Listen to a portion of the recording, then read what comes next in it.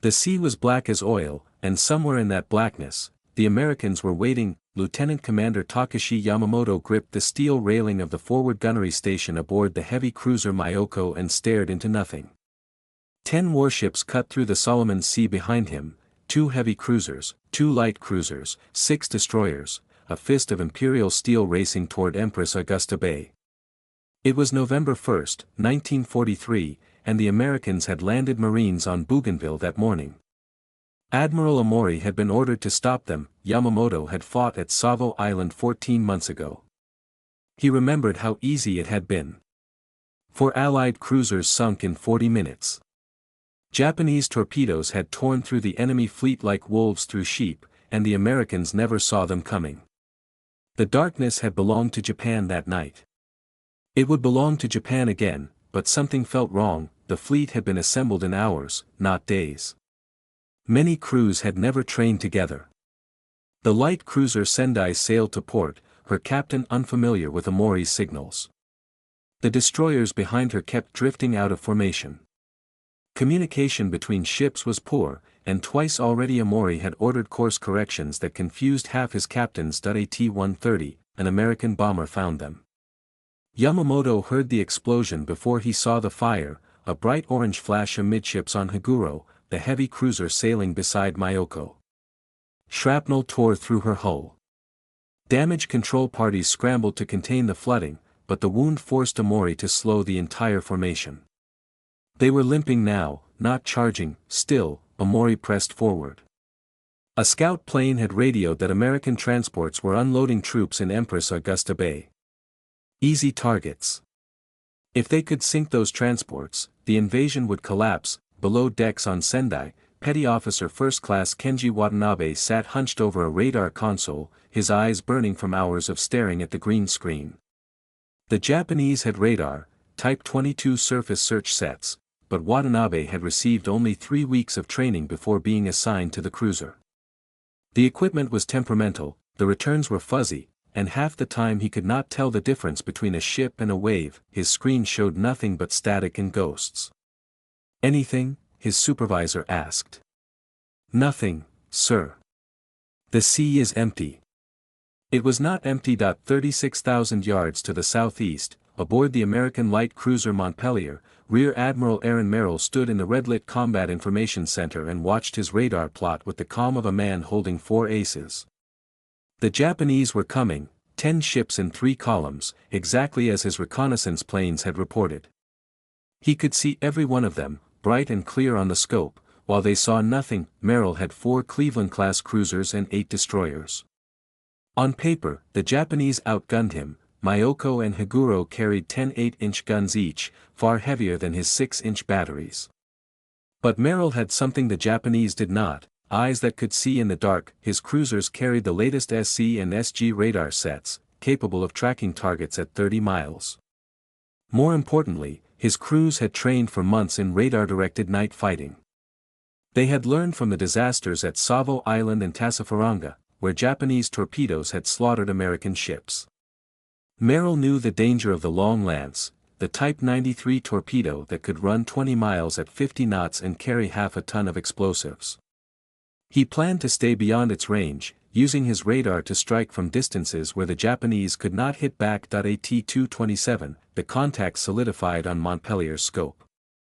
Merrill turned to Captain Arleigh Burke, commander of his lead destroyer division. "They're coming in 3 columns, Merrill said. "Take your destroyers wide. Hit their northern flank with torpedoes. We'll hold fire until your fish are in the water." Burke nodded and disappeared into the darkness of the bridge. Minutes later, 4 American destroyers peeled away from the formation and accelerated to 30 knots, swinging north to intercept the Japanese van. Aboard Myoko, Yamamoto felt the vibration of the engines through the deck plates. They were close now, perhaps an hour from the transports. He imagined the American sailors sleeping in their bunks, unaware that death was racing toward them. That he did not know that the transports were already gone. That he did not know that the Americans could see every move his fleet made. That he did not know that the darkness he trusted had become a blindfold. Somewhere ahead, invisible and patient, 48 American guns waited for the order to fire. The trap was set. The Japanese were sailing into an ambush they could not see, could not hear, could not imagine, and in the Combat Information Center of Montpellier, Admiral Merrill checked his watch and smiled. "Gentlemen," he said quietly, "they have no idea we're here." The night had changed owners. Japan just didn't know it yet. Captain Arleigh Burke had exactly 10 seconds to make a decision that would haunt him forever. His destroyer Charles Osborne knifed through the black water at 32 knots, leading 3 sister ships toward the Japanese northern flank. The radar scope showed the enemy formation clearly, the light cruiser Sendai and 3 destroyers, sailing in a neat column, completely unaware that death was closing from their port side. Burke's torpedo crews stood ready at their tubes, fingers hovering over the firing mechanisms that he hesitated. For 10 heartbeats, Burke stared at the radar plot, his mind racing through calculations. Range. Speed. Angle. The Japanese were turning slightly to starboard. Should he adjust his approach? Wait for a better shot? The torpedoes had to hit. If they missed, the Japanese would know they were under attack and the entire ambush would collapse into chaos. 10 seconds. In the time it took Burke to breathe twice, the opportunity began to slip away, then he gave the order. Fire torpedoes. At 2:46 on November 2, 1943, 24 American torpedoes plunged into the Solomon Sea and raced toward the Japanese line. Burke grabbed his radio and called Merrill on Montpellier, "My guppies are swimming." But fate is cruel to those who hesitate. Aboard Sendai, a lookout with sharp eyes spotted the white wakes of American torpedoes streaking across the black water. He screamed a warning. Admiral Omori, aboard Myoko in the center column, received the report seconds later and immediately ordered an emergency turn to starboard. The Japanese ships heeled hard to port, their bows swinging away from the oncoming torpedoes. Every American torpedo missed, but the sudden maneuver threw the Japanese formation into disaster. Ships turned in different directions, their captains receiving conflicting orders through garbled radio transmissions. In the darkness, the destroyers Samidare and Shiratsuyu collided with a shrieking crash of metal against metal, their hulls grinding together as both ships staggered to a halt. On Sendai's bridge, officers shouted over each other, trying to make sense of the chaos. Kenji Watanabe, hunched over his radar set below decks, stared at his screen in horror. The green blips were everywhere now, friendly ships, enemy ships, all tangled together in a confusion he could not decipher. He called out contacts, but his voice was lost in the noise. No one was listening. Then the American cruisers opened fire. At 2:49, Admiral Merrill gave the command. Montpellier, Cleveland, Columbia, and Denver unleashed their 6-inch batteries in perfect coordination, 48 guns firing radar-aimed salvos into the darkness. The shells screamed across 16,000 yards of black water and found their targets with terrible precision. Sendai took the first hits. Shells punched through her bridge, killing half her officers in a single instant. More rounds tore into her engine rooms, her magazines, her crew quarters. Fires erupted across her length. She slowed, then stopped, her hull groaning as flooding spread through her compartments. Lieutenant Commander Yamamoto stood on Myoko's bridge and watched Sendai burn. The light cruiser was 3 miles to port, a pillar of flame against the black sky, and there was nothing he could do to save her. Around him, officers shouted orders and lookouts called out contacts, but no one could find the Americans. Their muzzle flashes were too distant, too brief. Japanese gunners fired into empty ocean, their searchlight stabbing at darkness that revealed nothing. The rules had changed. At Savo Island, Japanese eyes had been sharper than American radar. Japanese lookouts had spotted the enemy first, and Japanese torpedoes had done the killing. But tonight, the Americans were ghosts, invisible, untouchable, raining death from beyond the horizon. Merrill kept his cruisers dancing. His ships executed a precise figure-8 pattern at 30 knots, maintaining distance from the Japanese to stay beyond long lance range. Every time Omori tried to close, Merrill's radar showed the movement and his cruisers adjusted course. The Japanese were chasing shadows while American shells found them with mechanical accuracy. At 3 o'clock, Myoko and Higuro finally got their bearings and returned fire. Their 8-inch guns roared, sending heavy shells toward the American cruisers.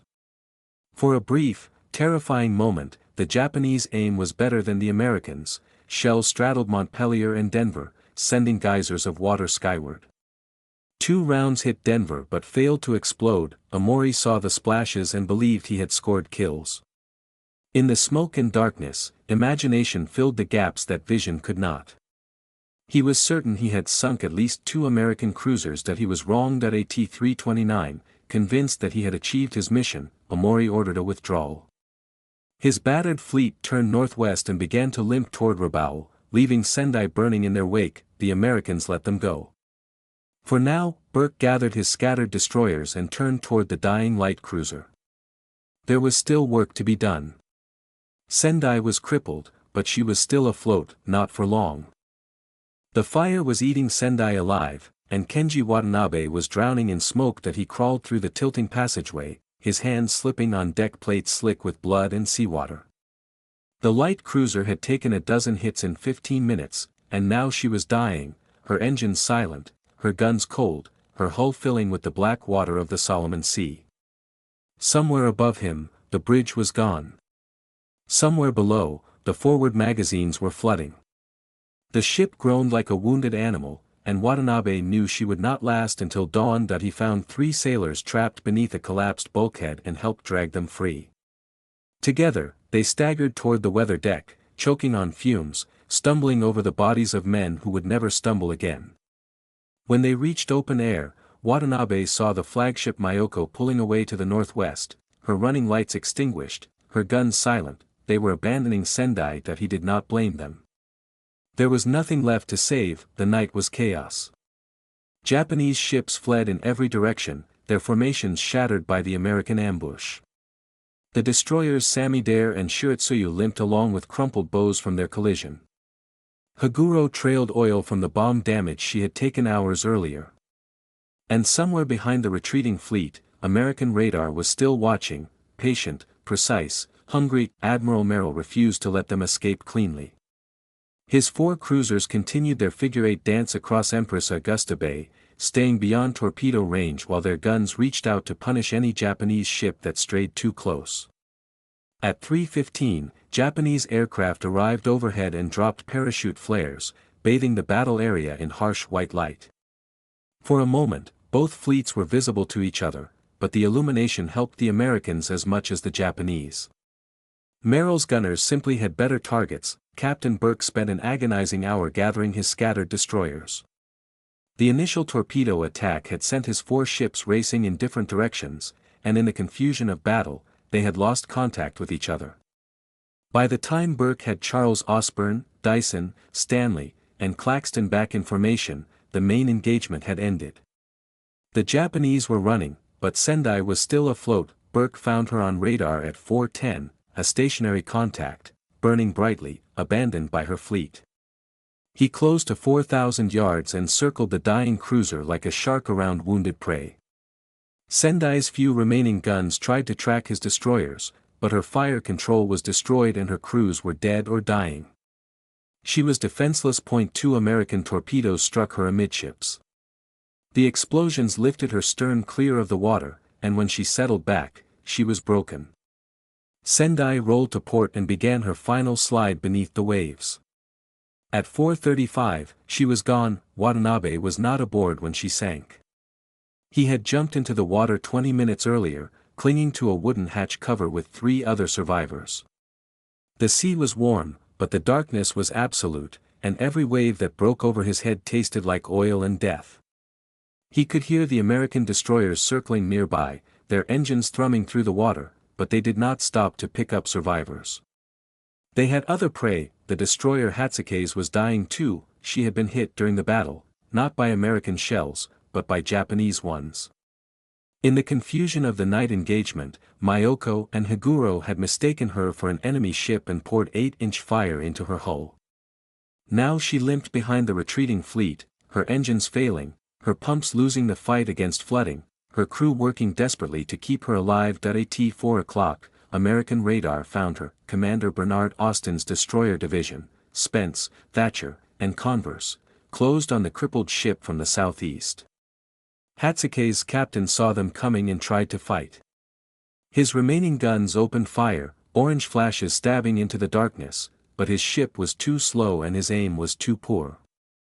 American shells tore into Hatsuke's from 3 directions at once. She fought for 90 minutes. Her crew refused to abandon their stations even as the ship burned around them. Damage control parties plugged holes that reopened minutes later. Gunners loaded shells with blistered hands. Officers gave orders from bridges that no longer existed. At-539, Hatsuke's forward magazine exploded. The blast split her in half, sending a column of fire 300 feet into the pre-dawn sky. Both halves of the ship sank within minutes, taking most of her crew with her. Watanabe saw the explosion from the water, 5 miles away. The light turned night into day for a single heartbeat, and in that flash, he understood what had happened to his navy. They had not been defeated by American courage or American numbers. They had been defeated by American eyes, radar sets that could see through darkness, fire control systems that could aim through smoke, technology that turned night into day and made Japanese training worthless. The sun rose at 6:15, painting the Solomon Sea in shades of gold and red. Watanabe was still clinging to his hatch cover when a Japanese destroyer found him and pulled him aboard. He was one of the lucky ones. Sendai had carried over 500 men. Fewer than 200 survived. Behind him, Empress Augusta Bay was quiet. The American transports were long gone. The Marines had their beachhead. And somewhere beneath the warm Pacific water, the wrecks of Sendai and Hatsuke's settled into the mud, monuments to the night Japan lost the dark. Admiral Sentaro Omori stood before his superiors at Rabaul and told them he had won. He believed it. In the smoke and thunder of the night battle, he had seen American ships burning. He had watched his 8-inch shells straddle enemy cruisers. He was certain, absolutely certain, that he had sunk at least 2 of them and driven the rest away. The invasion of Bougainville would falter without naval support. Japan had defended her perimeter. The intelligence reports told a different story. American reconnaissance aircraft had photographed Empress Augusta Bay at dawn. The transports were gone, safely withdrawn before Omori's fleet ever arrived. The Marines were ashore, digging trenches, unloading supplies, preparing to build the airfields that would eventually strangle Rabaul. And every American cruiser that had fought in the battle was still afloat. Denver had taken 2 hits that never exploded. Foote had lost her stern to a torpedo. But not one ship had been sunk. Omori had lost a light cruiser and a destroyer. He had damaged his own ships through collisions and friendly fire. He had failed to stop the invasion, failed to sink a single enemy vessel, failed in every objective he had been given. His career ended in that room. He was relieved of command and sent home in disgrace, his reputation destroyed by a battle he thought he had won. The darkness that had made him a hero at Savo Island had become his executioner. 3 days later, American aircraft carriers appeared off Rabaul. On November 5, planes from Saratoga and Princeton swept over the harbor in waves, catching the Japanese fleet at anchor. For heavy cruisers, the last major surface threat to the Bougainville landings, were torn apart by bombs and torpedoes. The survivors limped back to truck, too damaged to fight, too broken to matter. Rabaul's teeth had been pulled. Lieutenant Commander Yamamoto stood on Myoko's deck and watched the American planes circle overhead like vultures waiting for something to die. His ship had survived Empress Augusta Bay only to be caught here, helpless, while enemy bombers chose their targets. A near miss shook the cruiser and sent men sprawling across the deck. Yamamoto pulled himself up and saw black smoke rising from 3 other ships in the harbor. This was the future. This was what the war had become. He thought about Savo Island, 18 months ago, when Japanese cruisers had ruled the night. He thought about the American cruisers at Empress Augusta Bay, firing with inhuman precision from distances no Japanese lookout could penetrate.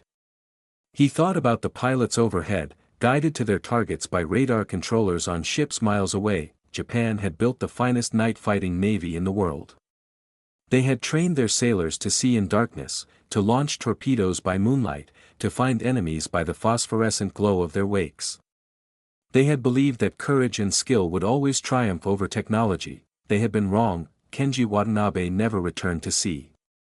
After his rescue from Sendai's wreckage, he was reassigned to a shore base in the Philippines, where he spent the rest of the war training radar operators.